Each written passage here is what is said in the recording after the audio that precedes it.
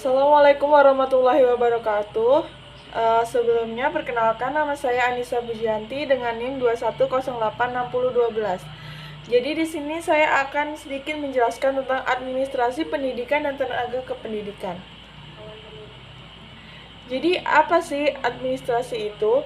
Administrasi secara etimologi terdiri dari dua kata, yaitu ad dan ministrator, yang berarti pelayanan, membantu, dan mengarahkan. Dalam sistem pendidikan, administrasi pendidikan dan tenaga kependidikan merupakan persoalan penting. Meski teknologi berkembang dengan begitu pesat, peran pendidikan dalam masyarakat Indonesia masih sangat dominan, dalam arti masih sangat dibutuhkan. Nah, tenaga pendidik dan tenaga kependidikan merupakan sesuatu sistem yang penting dalam pendidikan yang meliputi perorganisasian dan perencanaan dan sebagainya.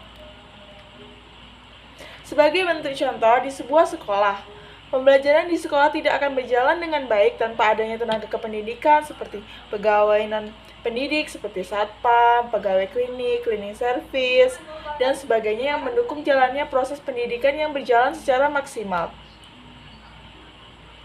Itu merupakan peran guru yang harus memiliki kompetensi di antaranya. Yang pertama, kompetensi pedagogik. Ini merupakan strategi penyampaian materi pelajaran agar peserta dididik mampu memahami apa yang guru sampaikan. Yang kedua, ada kompetensi individu. Kompetensi pribadi harus dimiliki seorang guru yang akan dianggap sebagai pribadi yang teladan dan harus dijadikan panutan. Selanjutnya ada kompetensi sosial.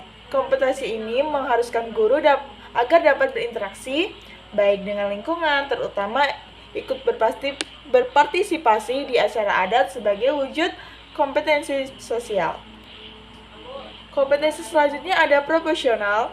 Guru sebagai seorang pengajar tentunya diharuskan disiplin dan dapat menguasai pelajaran serta dapat mengajari murid-muridnya.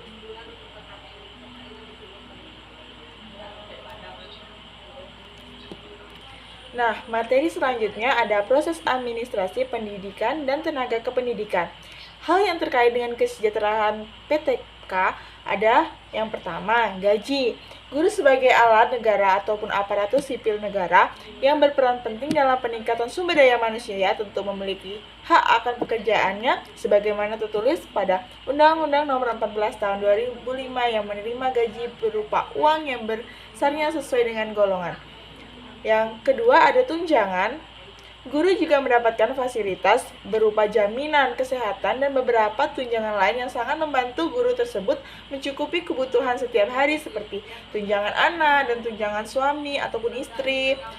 Nah, yang selanjutnya ada jenis-jenis yang dapat didapat itu tunjangan profesi, fungsional, dan daerah khusus. Yang selanjutnya ada penghargaan. Tenaga pendidik dan tenaga kependidikan juga sangat perlu diberikan penghargaan sebagai bentuk motivasi demi meningkatkan mutu. Penghargaan yang dimaksud dapat diberi baik karena lama pengabdiannya ataupun suatu prestasi yang bagus karena juara dalam suatu perlombaan. Yang kemudian ada cuti. Dalam dunia pekerjaan, kita tidak asing lagi dengan istilah cuti. Nah, istilah cuti merupakan suatu hal yang lumrah dalam suatu pekerjaan sebagai bentuk pencegahan stres akibat pekerjaan yang berat.